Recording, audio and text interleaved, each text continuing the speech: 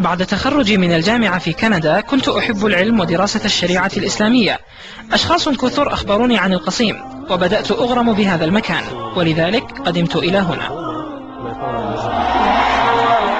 عبد الهادي وخلال فترة قصيرة من إقامته في السعودية استطاع تعلم اللهجات بسرعة. تعالوا نشوف كيف يقلد عبد الهادي اللهجات في السعودية.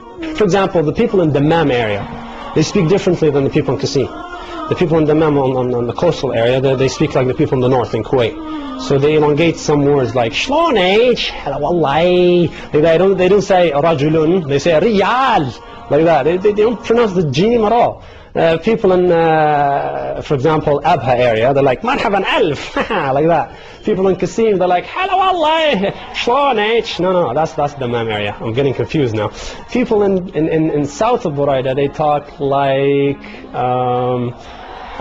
شلون عيال يزقحون عيش like that. انصدح like that. People in Ha'il area, they're like تقهووا جبعد حيي. حتى الأذان لم يسلم من مواهب عبد الهادي، وهو يستطيع تقليد عدة أشكال مختلفة منه. The first one is the Saudi style, which is Hijazi style. They start Allahu Akbar like this.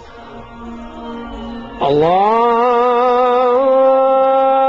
Akbar, Allahu Akbar. And then there's the other style, which is the classical Egyptian style, like Abdul Basit, Abdul Samad, and so on. They're like, Allahu Akbar, Allahu Akbar. But the Qasimi, another world. They're like, Allahu Akbar, Allahu Akbar. To the point, man, I'm telling you. هي رسالة كفو، لكن هالمرة على طريقة عبد الهادي كرار. Oh, Bizran, yes. So Manhal? Oh, you're Manhal. Oh, that's you. I'm sorry, man.